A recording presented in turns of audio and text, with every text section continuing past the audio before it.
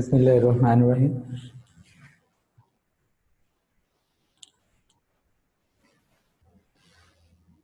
Last time we studied the concept of international marketing, and the topic which is going to study today is also related with the international marketing.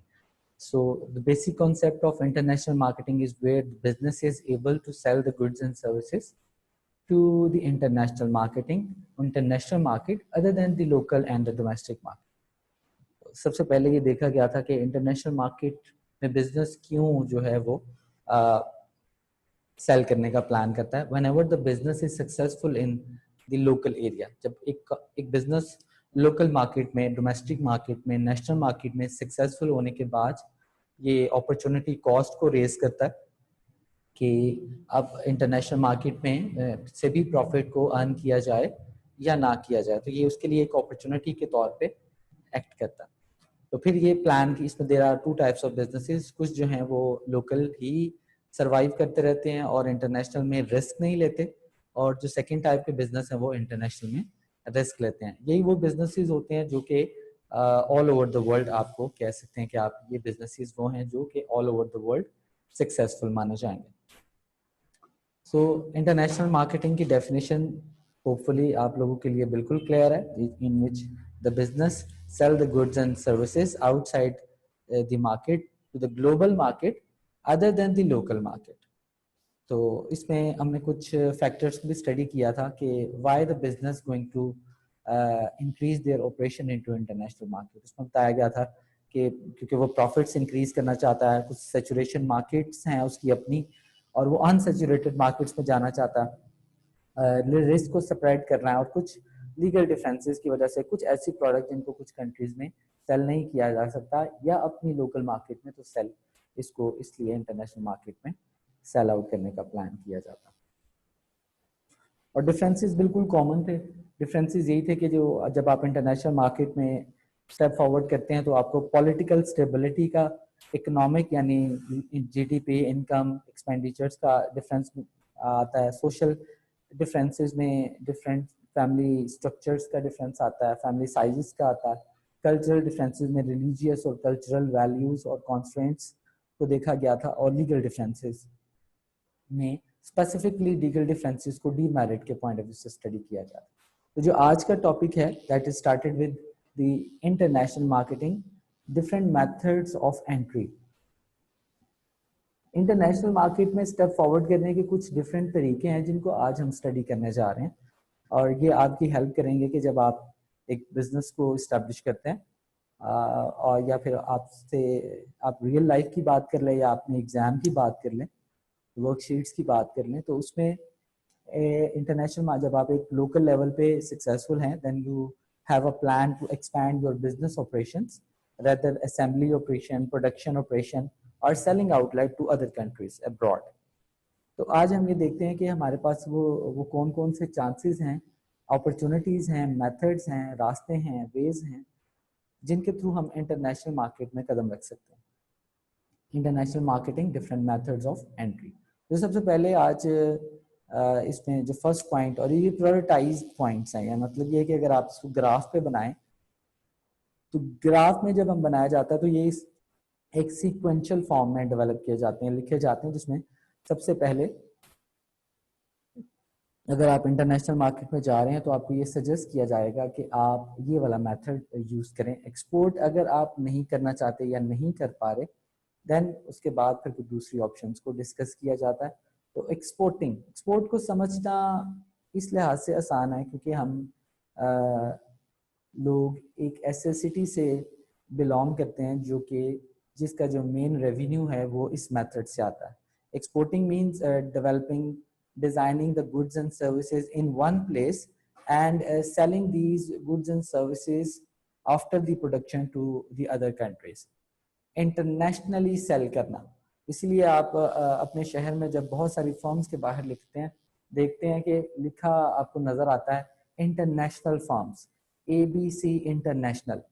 जब भी आप ये word note करें तो आपको ये पता चल जाना चाहिए कि ABC इंटरनेशनल का मतलब क्या होगा। ABC इंटरनेशनल का मतलब ये कि that firm has an opportunity to sell their products to outside the country. ये भी स्टार्ट पे मैं बता देता हूँ, लास्ट टाइम भी मैंने डिस्कस किया था कि समटाइम्स एक फर्म जैसे पाकिस्तान में कुछ फर्म्स हैं जो कि इंटरनेशनल मार्केट में भी सेल करती हैं और लोकल में भी सेल करती हैं.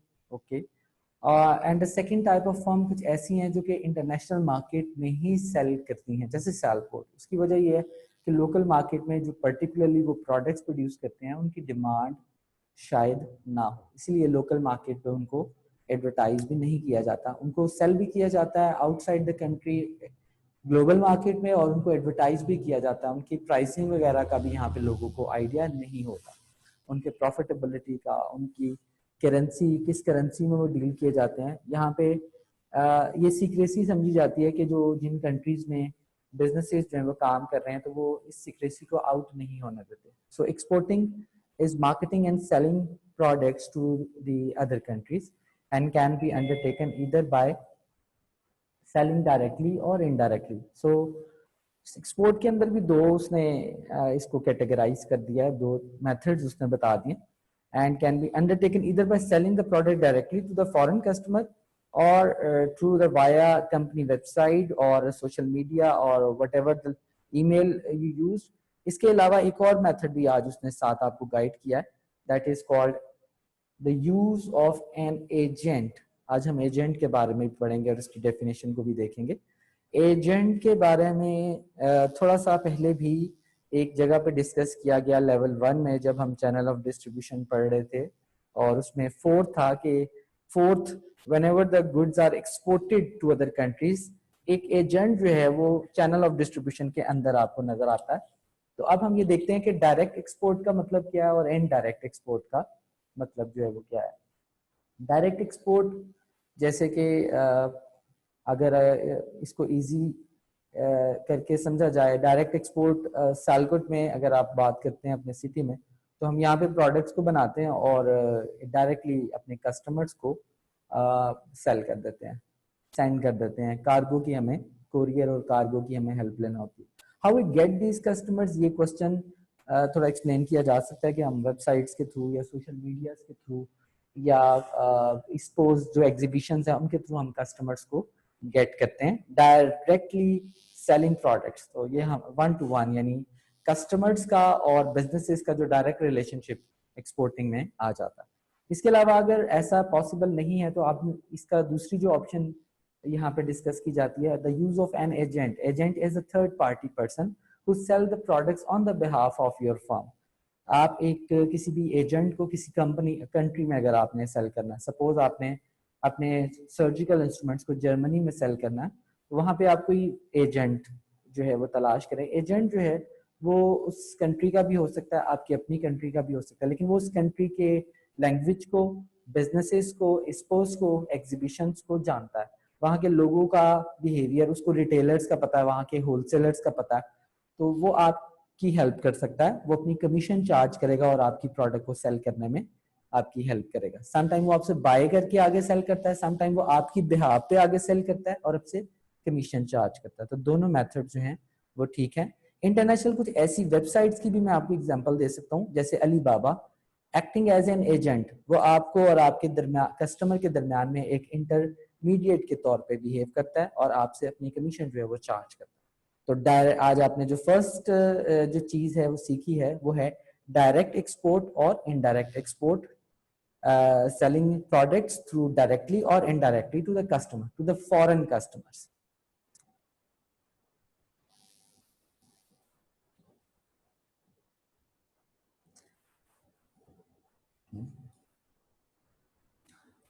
तो इसमें जो सबसे फर्स्ट स्लाइड में आपने देखा कि इसके बेनिफिट्स के बारे में बताया गया. ये बेनिफिट्स डायरेक्ट एक्सपोर्ट के हैं, एजेंट के नहीं है. एक्सपोर्ट का मतलब ये है कि आप कंपनी के पास मार्केटिंग मिक्स की पहले बात कर लेते हैं कि प्रोडक्ट प्राइस, प्रमोशन और प्लेस, क्योंकि आप खुद सेल कर रहे हैं और आपका मार्केटिंग मिक्स यानी प्रोडक्ट प्राइस प्लेस पे फुल कंट्रोल है. क्या ये कंट्रोल इनडायरेक्ट में नहीं है?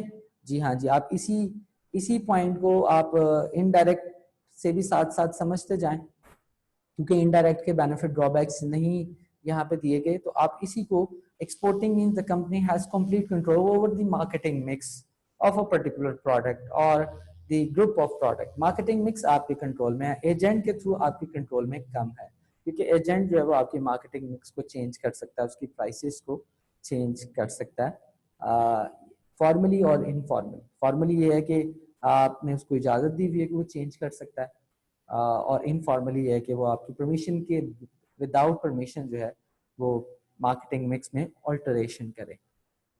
तो ये पॉइंट फर्स्टली डायरेक्टली वाली पॉइंट ऑफ व्यू से भी डिस्कस हो गया और इनडायरेक्ट के पॉइंट ऑफ व्यू से भी डिस्कस हो गया। उसके बाद एजेंट्स की बात वो कर रहा है, ट्रेडर्स में represent several other companies.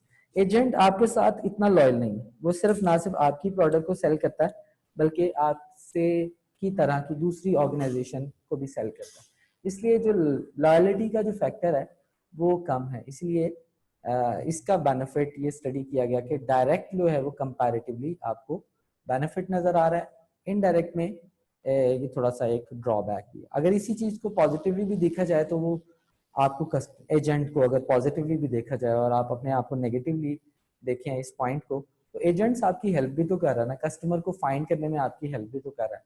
Might भी ये कस्टमर्स आप डायरेक्टली खुद ना उनको गेट कर सकें, उनको एक्सप्लोर कर सकें, तो ये दोनों पॉइंट ऑफ व्यू से ये पॉइंट जो है वो डिस्कस किया जा सकता है कि एजेंट्स जो हैं वो हेल्पफुल भी हैं और हेल्पफुल नहीं भी हैं due to less loyalty, they also deal the other companies as well.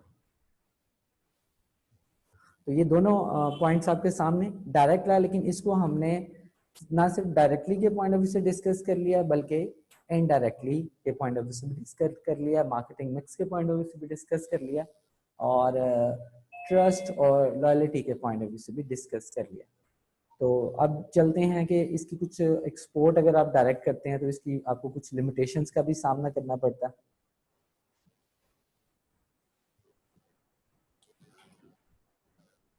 Limitation of exporting, बिल्कुल इस स्लाइड को भी हम बिल्कुल उसी तरीके से डिस्कस करेंगे कि साथ साथ हम एजेंट वाले पॉइंट्स को भी डिस्कस करते रहेंगे और नॉन एजेंट वाले पॉइंट को भी डिस्कस करते रहेंगे। Exporting directly means the business will have to dedicated sales people. Export का मतलब ऑब्वियसली यही है कि आपको एक डिपार्टमेंट बनाना पड़ेगा। मैं आपको इजीली बता सकता हूँ कि अगर आप एक्सपोर्ट करते हैं directly without using the agents, तो आपको एक डिपार्टमेंट बनाना पड़ेगा। इस डिपार्टमेंट का नाम होगा sales department of a marketing department, and that sales people, sales personals का वर्ड यूज किया गया। Sales personals are responsible for dealing all the goods, dealing all the selling of goods and services to the customer, to the foreign customers। ये इस sales department के लिए यानी इसको आपको एस्टैब्लिश करना पड़ेगा। ये एक लिहाज से देखा जाए तो ड्रॉबैक में ये कॉस्ट को एम्फसाइज कर रहा है, लेकिन अगर देखा जाए तो ये एक रेगुलर डिपार्टमेंट वैसे भी तो था। मार्केटिंग डिपार्टमेंट एक रेगुलर डिपार्टमेंट भी तो था। डायरेक्ट सेल में इसकी जॉब थोड़ी सी इंक्रीज हो गई, और यहाँ पे थोड़ा सा एक बोल्ड वर्ड में बताया गया कि हो सकता है कि ये जो सेल्स पीपल हैं इनको आउटसाइड द कंट्री ट्रेवल भी करना पड़े। क्यों ट्रेवल करना पड़े? क्योंकि वो जो काम आपके बिहाफ पे आपका एजेंट कर रहा था, एजेंट को पहले पॉजिटिवली डिस्कस करते हैं। एजेंट ना सिर्फ आपकी प्रोडक्ट को आपसे बाय करता है या आपसे कैटर करता है, उसके बाद वो इंट्रोड्यूस करवाता है, उसको प्रमोट करता है, उसकी ब्राउचर्स, उसकी लीफलेट्स को डिस्ट्रीब्यूट करता है, मार्केटिंग करता है on the behalf of your firm, और अपनी जो उसकी कमीशन है वो उसको वो चार्ज करता है। जबकि अगर आपके अपने पर्सनल्स हैं तो ऑब्वियसली वो कॉस्ट आप देख रहे हैं कि उसके लिए ट्रैवल की कॉस्ट आपको पे करना है। ऑल्दो के ये भी अगर आप देखें तो आपके जो अपने सेल्स रिप्रेजेंटेटिव हैं वो कंपैरेटिवली उस एजेंट से लॉयल हैं। तो ये डिपेंड करता है, you have an opportunity cost, कि आप कौन सा मेथड जो है वो, अगर तो आप लॉयलिटी और ट्रस्ट को बियर कर सकते हैं और ट्रस्ट कर सकते हैं एजेंट पे, तो एजेंट वाला कंपैरेटिवली इससे बेहतर है, क्योंकि वो वहाँ की मार्केट को भी जानता है, लैंग्वेज इश्यूज भी नहीं है उसको। लेकिन अगर आपको थोड़े ट्रस्ट इश्यूज हैं तो मैंने आपको अपॉर्चुनिटी कॉस्ट बताई है कि फिर आपके अपने जो सेल्स पीपल हैं वो कंपैरेटिवली बेहतर हैं उन एजेंट से। तो दोनों पॉइंट ऑफ व्यू से ये पॉइंट आपके सामने मैंने रखा। उसके बाद exporting business has to handle logistics of transportation and storing the product and dealing with the paperwork. Obviously ये ड्रॉबैक तो दोनों में फेस करना पड़ेगा। अगर आप एजेंट को भी यूज करते हैं तो लॉजिस्टिक, ट्रांसपोर्टेशन, आपको इसके लिए आपको पे करना पड़ता है। इसको पॉजिटिवली भी देखें तो वो ये कि लॉजिस्टिक ट्रांसपोर्टेशन के लिए सिर्फ आपको पे करना पड़ेगा। Now the cargo and the courier companies are responsible for transportation of product to the customers.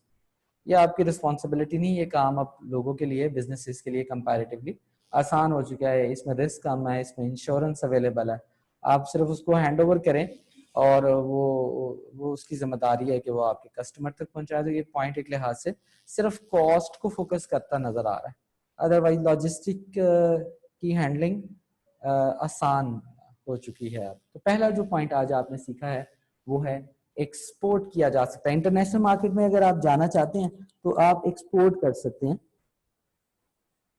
इसके बाद दूसरा पॉइंट,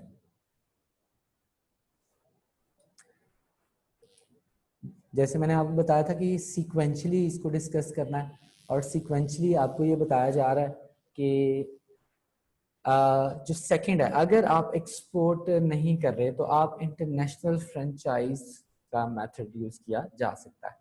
सबसे पहले फ्रेंचाइज को डिफाइन करते हैं, level 1 chapter number 2 international franchising. और franchising in which one business use the name, logo, procedures, policies, trading methods of another successful business। existing successful business के नाम को, उसके procedures को यूज करने का नाम इंटरनेशनल फ्रेंचाइजिंग। एक कॉन्सेप्ट डेवलप किया इंटरनेशनल मल्टीनेशनल्स ने कि दूसरों के पैसे से एक्सपैंड करते हैं चलें, तो वो उन्होंने एक बिजनेस को एक कंट्री में सक्सेसफुल किया और फिर अपने नाम को बेचा। आज दुनिया के जो टॉप फूड ब्रांड्स हैं वो दूसरों के पैसे से फ्रेंचाइज बनाते हैं और पैसा कमाते हैं, साल का प्रॉफिट लेते हैं। सिर्फ एक दफा की मेहनत जो है उन्होंने की है, उसके बाद शेयर ऑफ अ प्रॉफिट जो है वो थाउजेंड्स ऑफ ब्रांचेस हैं। तकरीबन मैकडोनल्ड की 3000 प्लस ब्रांचेस से प्रॉफिटेबिलिटी जो है वो हेड ऑफिस को या share of a head office को जाता है। तो फ्रेंचाइज एक इंटरनेशनल मार्केट में, अगर आप अपनी पर्सनल जाती इन्वेस्टमेंट ना करें, आप दूसरों की इन्वेस्टमेंट से क्या करें, एक्सपैंड करें और अपने बिजनेस को जो है वो उसके साइज को बढ़ाएं। तो एक्सपोर्ट से बेहतर यह है कि एक्सपोर्ट से दो दूसरी ऑप्शन ये है, ये आपकी प्रोडक्ट पर भी डिपेंड करता है कि अगर if you want to sell your product, if you want to expand your business into international market, तो इंटरनेशनल मार्केट में अपने नाम को जो है, इसके लिए सिर्फ आपको क्या करना पड़ेगा, आपको एक इन्वेस्टर्स वगैरह, कुछ इन्वेस्टर्स जो हैं वो तलाश करना पड़ेंगे जो कि आपके बिहाफ पे आपके इन्वेस्टमेंट करें और लाइसेंस वगैरह बाय करें आपसे और आपके प्रोसीजर्स को फॉलो करें। International franchising means the foreign franchisee यानी foreign investor are used to operate a firm's activity abroad. These can either take the form of one foreign company used as a franchisee for all branches। इसको भी मैं बता देता हूँ कि ये इसका मतलब क्या है कि एक बंदा वहां पे तलाश करे और वो आगे से आपके एजेंट के तौर पे आगे लाइसेंस को सेल करे, या फिर आप पर्सनली 1 by 1 लाइसेंसेस जो हैं डिफरेंट इन्वेस्टर्स को सेल करें। दूसरी ऑप्शन थोड़ी कॉम्प्लेक्सिटी में चली जाती है, और पहली ऑप्शन जो है आप एक इंटरनेशनल इन्वेस्टर ढूंढें और उसको ये परमिट कर दें कि वो आपके बिहाफ पे आपके बिजनेस को उस कंट्री में एक्सपैंड करे। तो दुनिया में जितने भी फास्ट फूड, बॉडी शॉप की एग्जांपल, कॉस्मेटिक्स की एग्जांपल दी गई है, कुछ कार्ड सेलर हैं, कुछ इस तरह के इंटरनेशनल फर्नीचर सेलर हैं। क्लोथिंग में ये ऑप्शन बहुत ही ज्यादा यूज होती है। क्लोथिंग में डायरेक्ट इन्वेस्टमेंट का कॉन्सेप्ट बहुत कम नजर आएगा, ज्यादातर दूसरों के इन्वेस्टर्स से, दूसरे इन्वेस्टर्स तलाश करके उनके थ्रू जो है वो इन्वेस्टमेंट्स की जाती है। मैकडोनल्ड और बॉडी शॉप की एग्जांपल जो है वो आपके सामने दी गई। ये ज्यादातर एक्सपैंड करते हैं through getting the investments of other people. और इसका कितना बड़ा बेनिफिट नजर आ रहा है कि अगर बिजनेस किसी कंट्री में फेल होता है तो जो कंपनी का जो मेन इन्वेस्टमेंट है वो तो वेस्ट नहीं होगी, जो इन्वेस्टर की इन्वेस्टमेंट है जाया वो होगी।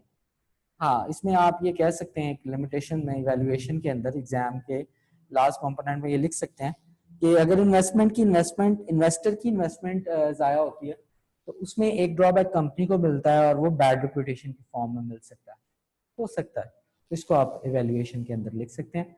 तीसरी ऑप्शन जो आपके सामने है वो है इंटरनेशनल जॉइंट वेंचर्स। कुछ कंट्रीज में ये रूल है कि रूल कह लें या एक एथिकल कह लें या फर्म की मर्जी, पाकिस्तान में भी अब रिसेंटली ऐसा हुआ है कि इंटरनेशनल फर्म हुंडई पाकिस्तान में आई है, और हुंडई जो है वो कार्स मैन्युफैक्चरर है और यहाँ की एक लोकल फर्म के साथ निशात ग्रुप के साथ उसने एक अलायंस किया है।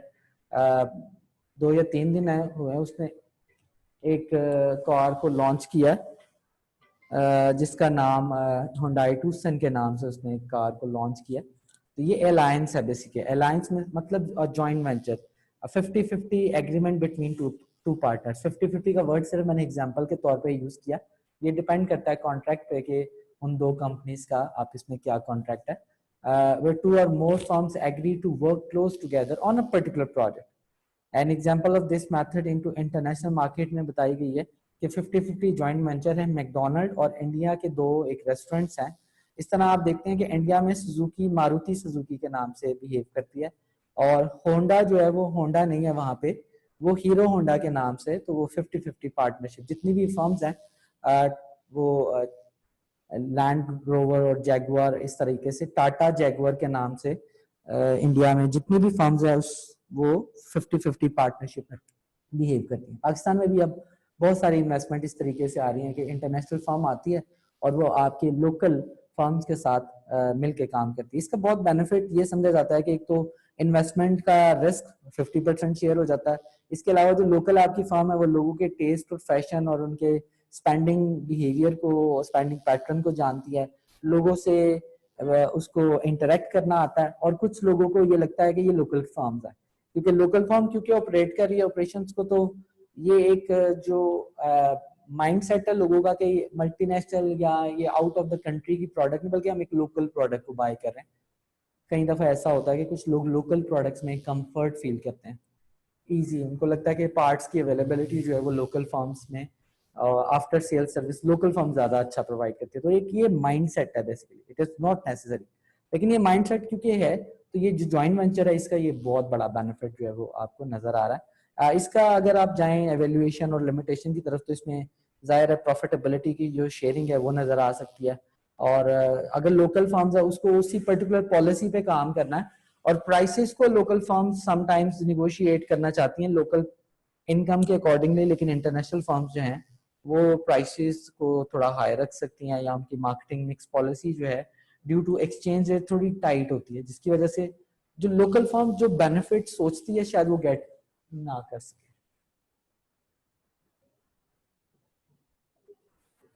Licensing involves business allowing another firm in another country that being entered to produce its branded goods, patent goods under the license.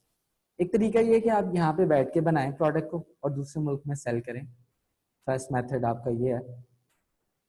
दूसरा तरीका ये है कि लाइसेंसिंग, आप किसी, ये एक आसान तरीका है कि अगर आपने किसी दूसरे मुल्क में सेल करना है वहां की किसी फर्म को इजाजत दे दें कि वो आपके बिहाफ पे प्रोडक्ट को प्रोड्यूस करे।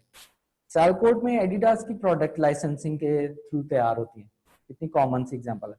हमारा शहर, हमारा सिटी बहुत सारे ब्रांड्स को जो है वो लाइसेंसिंग के थ्रू प्रोडक्ट्स बना के देता है, क्योंकि यहाँ पे डिमांड नहीं है तो हमें शायद इसलिए इतना नहीं पता। हम बहुत अच्छे ब्रांड्स के साथ जो है पूमा, एडिडास और इस तरह के ब्रांड्स के साथ जो है वो हम काम कर रहे हैं। नाइकी के साथ हमारा शहर जो है वो काम कर रहा है थ्रू लाइसेंस। वो लाइसेंस हमारे पास है, हम उसकी बिहाफ पे उसके नाम से प्रोडक्ट बना के उसको सेल करते हैं और वो आगे सेल करता है। और कुछ अर्से से अब हमारे सिटी का नाम भी उन प्रोडक्ट्स पे यूज हो रहा है, जो कि एक इंटरनेशनल रिकग्निशन है हमारे मुल्क के लिए, हमारे सिटी के लिए, कि हम वो चीजें एक्चुअली प्रोड्यूस कर रहे हैं थ्रू लाइसेंसिंग। तो ये बड़ा एक अच्छा ऑप्शन है। इसका बेनिफिट मैं आपको बताता चलूं कि लाइसेंसिंग का बेनिफिट ये है कि अगर आपने किसी दूसरे मुल्क में सेल करना है तो वहां की फर्म से आप बनवा रहे हैं, तो वो जो ट्रांसपोर्टेशन कॉस्ट है, इंपोर्ट एक्सपोर्ट के जो रिस्ट्रिक्शंस हैं, सारी आप उसको आपको फेस नहीं करना पड़ेंगी। और ड्रॉबैक बिल्कुल आपके सामने कॉमन सा, ऑब्वियसली जो इंटरनेशनल फर्म है वो आपकी क्वालिटी को ख़राब कर सकती है और आपके ब्रांड रेपुटेशन में के लिए इशू बन सकती है। इसके लिए फिर इसका भी सोल्यूशन है, लेकिन अगर लिमिटेशन बताई गई है एवेल्युएशन के अंदर, इसका भी सोल्यूशन बिजनेस स्टडीज ने बता दिया है।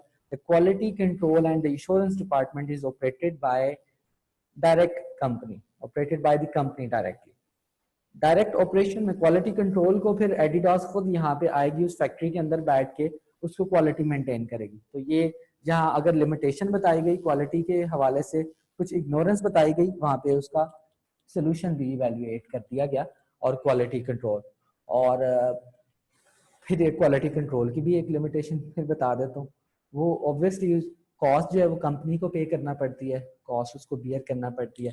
और जो लोकल फर्म्स हैं वो उन क्वालिटी कंट्रोल की जो स्ट्रिक्ट स्टैंडर्ड्स हैं उनको समटाइम पूरा करते हुए उनके लिए बहुत सारी कॉम्प्लिकेशंस हैं, उनके लिए कॉस्ट है, उनके लिए बहुत सारे ऐसे स्टैंडर्ड्स हैं जिनको वो उनको मेंटेन करना पड़ता है।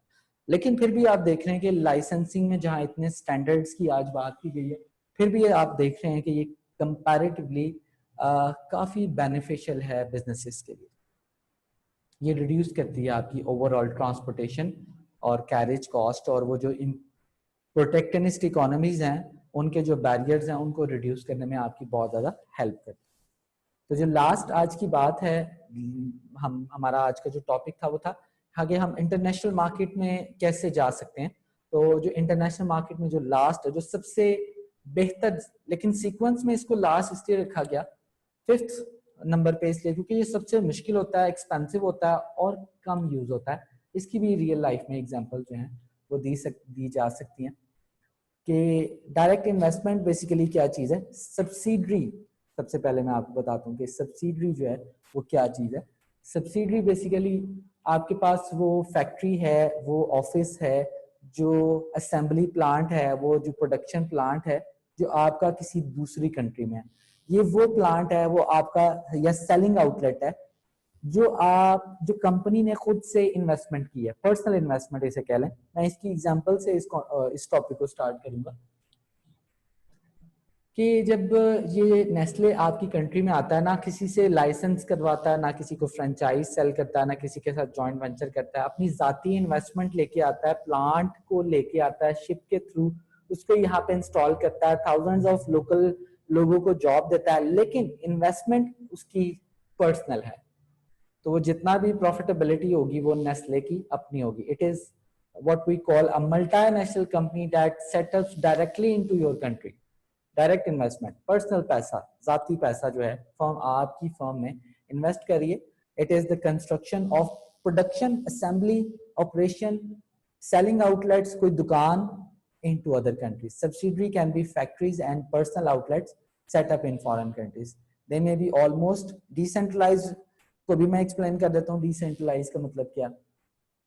डिसेंट्रलाइज मतलब ये है कि ये वहां जाएंगे और वहां के लोकल टेस्ट के मुताबिक बिहेव करेंगे। नेस्ले आपकी कंट्री में आएगा, वो जो मार्केटिंग मिक्स बनाएगा वो मार्केटिंग मिक्स आपकी कंट्री के अकॉर्डिंगली होगी, यानी प्रोडक्ट आपकी कंट्री के मुताबिक, प्राइस आपकी लोगों के इनकम के मुताबिक, प्रमोशन जो है उसमें जो कॉन्स्टेंट्स है उसके अकॉर्डिंगली, और जो चैनल ऑफ डिस्ट्रीब्यूशन आप लोगों को सूट करता है आपकी कंट्री में, वो चैनल ऑफ डिस्ट्रीब्यूशन जो है वो यूज करेगा।